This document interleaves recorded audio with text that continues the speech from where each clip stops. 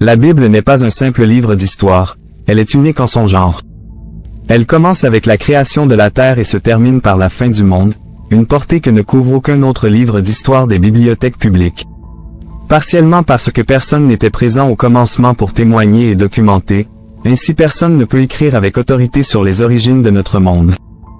Nous sommes les seuls à savoir comme tout cela va finir. Cela est unique. Le Seigneur n'a pas révélé l'avenir à ses disciples juste pour satisfaire leur curiosité. C'était pour les préparer pour l'avenir, pour qu'ils ne soient pas surpris quand il arriverait et qu'ils ne l'interprètent pas mal. Soyons reconnaissants que Jésus ait partagé avec nous ce que l'avenir nous réserve. Les gens demandent si nous sommes dans les derniers temps. Or, la Bible parle des derniers jours, et nous sommes dans ces derniers jours depuis 2000 ans. Les derniers jours ont commencé à la Pentecôte, où la première prophétie des derniers jours a été accomplie. Chaque génération chrétienne devrait vivre en étant prête pour le retour du Seigneur. La Bible est un livre rempli de prédictions. Ces pages contiennent 735 prédictions sur l'avenir, une prédiction se trouve dans un quart des chapitres de la Bible. De son début à sa fin, elle est essentiellement un texte prophétique, bien que certains livres se concentrent plus sur les prédictions que d'autres. 596 des 735 prédictions se sont déjà produites et se sont littéralement réalisées selon les prophéties bibliques. Donc, 81% de toutes les prophéties de la Bible se sont déjà réalisées. Et certaines de ces prophéties ont été faites des siècles avant leur réalisation. Il ne faut pas beaucoup de confiance pour croire que les 19% restants se produiront également. Cela représente un très haut taux de réussite. La Bible s'est avérée juste à 100% pour chaque prédiction qui aurait pu être réalisée jusqu'à présent. Parmi le reste, la plupart concernent le véritable retour de Jésus et ce qui s'ensuit. Combien de ces prédictions restent à se réaliser avant le retour de Jésus? La réponse est environ 20, et nous observons pour voir ces événements se produire en premier. Avant de rechercher le retour du Seigneur, Jésus nous a dit de veiller et de prier. Que devons-nous surveiller? Nous ne pouvons pas rester immobiles et observer les nuages en attendant qu'il apparaisse, ce n'est pas ce qu'il voulait dire. Il voulait dire de garder un œil sur ce qui se passe dans le monde et de voir quels signes il nous a donnés pour nous aider à nous préparer. Les signaux sont donc les signes. Examinons Matthieu chapitre 24 où les disciples lui ont demandé quels seraient les signes ou les signaux de son retour. Que ferions-nous si nous ne savions pas quand cela va se produire? À leur question, Jésus a donné une réponse directe et sans ambiguïté. Nous pouvons remercier Dieu de ce qu'il a répondu de manière aussi directe. Dans le livre de l'Apocalypse, il donne une réponse bien plus détaillée et complète, mais ici, le accent aigu numère les signes qui précéderont son arrivée. Les disciples se sont approchés de Jésus en secret alors qu'il était assis sur le mont des Oliviers. Plus tard, Jésus s'assit sur le mont des Oliviers, ses disciples vinrent à lui en privé et dirent, « Dis-nous, quand cela se produira-t-il et quel signe annoncera ton retour et la fin du monde ?» Jésus leur dit, « Ne laissez personne vous tromper. Car beaucoup viendront en mon nom, prétendant être le Messie. Ils tromperont beaucoup de gens. Et vous entendrez parler de guerre et de menaces de guerre, mais ne paniquez pas. Oui, ces choses doivent arriver, mais la fin ne suivra pas immédiatement. Nation se lèvera contre nation et royaume contre royaume. Il y aura des famines et des tremblements de terre dans de nombreuses parties du monde, mais tout cela n'est que le début des douleurs de l'accouchement, avec plus à venir. Ensuite, vous serez arrêtés, persécutés et tués. Vous serez haïs partout dans le monde parce que vous êtes mes disciples. Et beaucoup se détourneront de moi et se trahiront et se haïront les uns les autres, et de nombreux faux prophètes apparaîtront et tromperont beaucoup de personnes. Le péché sera partout et l'amour de beaucoup se refroidira. Mais celui qui persévère jusqu'à la fin sera sauvé. Et la bonne nouvelle du royaume sera prêchée dans le monde entier afin que toutes les nations l'entendent et alors la fin viendra.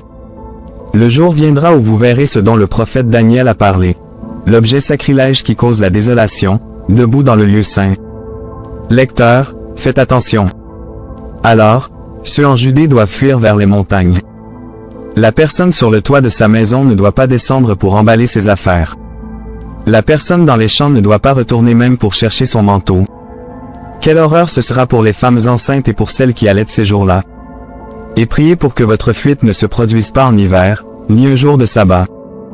Car il y aura plus d'angoisse qu'il n'en a jamais existé depuis le début du monde et il n'y en aura jamais autant après. En fait, si ce temps de calamité n'était pas raccourci, personne ne survivrait. Mais pour l'amour des élus de Dieu, ce temps sera raccourci. Alors si quelqu'un vous dit, « Regardez, voici le Messie » ou « Là, il est là », ne le croyez pas. Car de faux messies et de faux prophètes se lèveront et produiront de grands signes et des prodiges pour tromper, si possible, même les élus de Dieu. Voyez, je vous ai prévenu à l'avance. Ainsi, si on vous dit, « Regardez, le Messie est dans le désert », ne sortez pas pour aller voir. Ou, « Regardez, il est caché ici », ne le croyez pas. Car comme l'éclair jaillit à l'est et brille jusqu'à l'ouest, ainsi sera le retour du Fils de l'homme. Tout comme la présence de vautours indique qu'il y a une charogne, ces signes montrent que la fin est proche. Immédiatement après l'angoisse de ces jours, le soleil s'obscurcira, la lune ne donnera pas de lumière, les étoiles tomberont du ciel et les puissances dans les cieux seront un accent aigu branlé. Et alors, enfin, le signe que le Fils de l'homme arrive apparaîtra dans les cieux et il y aura une grande tristesse parmi tous les peuples de la terre. Et ils verront le Fils de l'homme venant sur les nuages du ciel avec puissance et grande gloire. Et il enverra ses anges avec un puissant coup de trompette, et ils rassembleront ses élus des quatre coins du monde, des extrémités de la terre et du ciel. Apprenez maintenant une leçon du figuier. Lorsque ses branches deviennent tendres et que ses feuilles commencent à pousser, vous savez que l'été est proche. De la même manière, lorsque vous voyez toutes ces choses, sachez que son retour est très proche, juste à la porte. Je vous le dis en vérité, cette génération ne passera pas avant que tout cela n'arrive. Le ciel et la terre disparaîtront, mais mes paroles ne disparaîtront jamais. Cependant, personne ne connaît le jour ou l'heure de ces événements, pas même les anges dans le ciel, ni même le Fils, seul le Père le sait. Dans ce passage, il nous a donné 4 signes distincts de son retour. Alors, quels sont exactement ces 4 signes qu'il nous a donnés? Le premier est clairement des catastrophes dans le monde, et mentionne des exemples tels que les guerres, les famines et les tremblements de terre. Cela se produit certainement, mais cela se produit depuis plus de 1000 ans. Elles deviennent plus intenses, donc nous sommes certainement dans ce premier signe. Il y a déjà des guerres, des rumeurs de guerre, des tremblements de terre et des famines. Jésus dit de ne pas être trompé, il le répète encore et encore tout au long de la période à mesure que nous approchons de la fin. Le danger est la tromperie, tant à l'intérieur qu'à l'extérieur de l'Église. Dans ce cas, il parle de faux Christ, de faux Messies, des gens qui profiteront des troubles naturels pour se présenter comme des sauveurs. Il y a des exemples bien connus de personnes qui prétendent être des sauveurs et conduisent des gens dans des lieux désertiques, pour finir en tragédie. Cependant, il y a beaucoup de faux Christ, de faux sauveurs, qui prétendent être le livreur promis de tous nos troubles. Plus il y a de problèmes, plus il y aura de faux sauveurs. Mais comme Jésus nous le conseille, ne soyez pas alarmés, ne vous inquiétez pas lorsque vous apprendrez une nouvelle guerre, une nouvelle tragédie ou une nouvelle famine qui éclate. Il a dit quelque chose de stupéfiant. Ce sont des événements douloureux, mais ce ne sont pas des douleurs de mort, ce sont des douleurs de naissance. Alors, lorsque vous lisez des désastres dans les médias, ce sont les douleurs qui signifient qu'une nouvelle ère est sur le point de naître. Cela devrait complètement changer notre attitude. Nous savons vers quoi le monde se dirige, nous ne devrions donc pas être alarmés ou consternés, pas aussi inquiets que le monde le serait à propos de ces choses. Les désastres dans le monde sont les douleurs de l'accouchement d'un nouveau monde qui est sur le point de naître. Donc, nous sommes très différents, nous avons de la sympathie pour ceux qui souffrent de désastres et nous l'exprimons et aidons, mais dans nos cœurs, nous ne sommes pas alarmés, nous sommes pleins d'espoir. Nous attendons la naissance d'un nouveau monde et donc nous ne sommes ni abattus ni déprimés par tous les problèmes dans le monde. En bref, le conseil de Jésus à notre égard serait de ne pas paniquer, de ne pas être perturbés, mais même de nous réjouir et de dire que ce sont tous des signes de quelque chose de nouveau qui se passe. Le deuxième signe de son retour n'est pas dans le monde mais dans l'Église. Les désastres dans le monde sont le premier signe, l'Église, et non le monde, est le deuxième signe de son retour. Le premier avertissement est les désastres autour du monde, le deuxième est les changements dans l'Église. Tout comme il a divisé le premier signe en 3 parties, guerre, tremblement de terre et famine, il divise le deuxième signe en 3 parties, toutes survenant au sein de l'Église. Le premier est la persécution. Nous serons haïs dans chaque nation. Le deuxième aspect de ce signe serait une diminution significative de la taille de l'Église. L'amour de la plupart des gens se refroidira lorsque toute l'Église sera sous pression.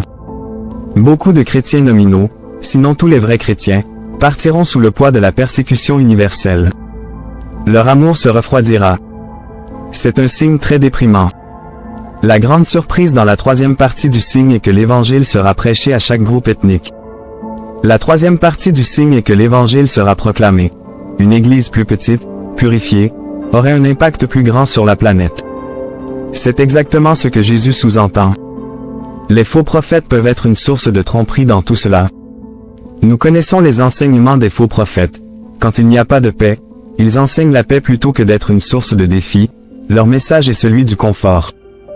Il ne se passera rien, diront-ils.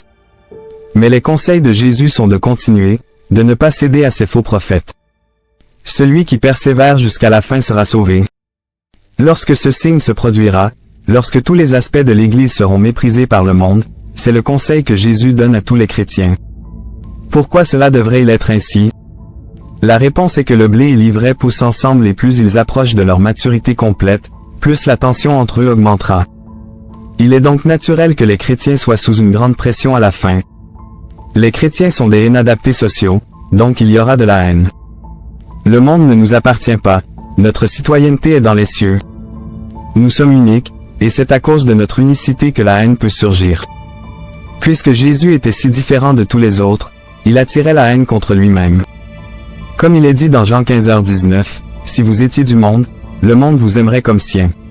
Mais parce que vous n'êtes pas du monde, mais que je vous ai choisi du monde, le monde vous hait. » Ce n'est pas agréable d'être méprisé, et cela nous amène au troisième signe des temps de la fin, qui est la détresse de Jérusalem.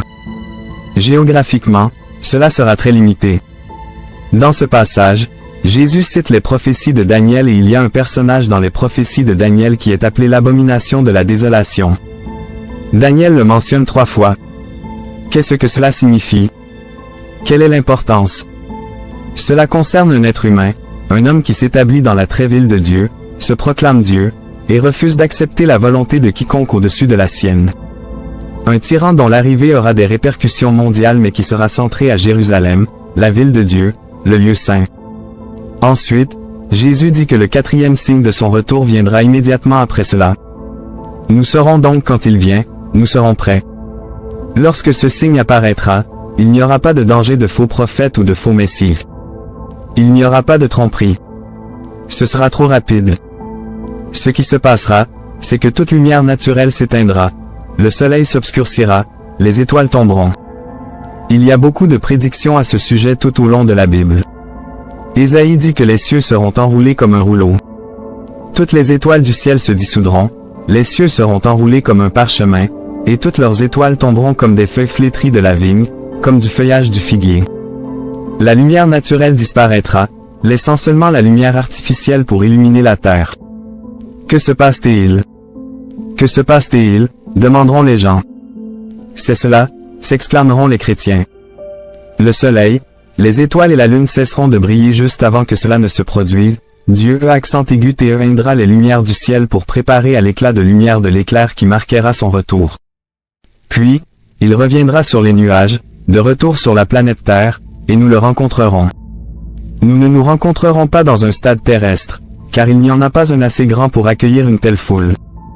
Nous le rejoindrons dans les airs, et cela suffira. Mais ce n'est pas une perspective fantastique.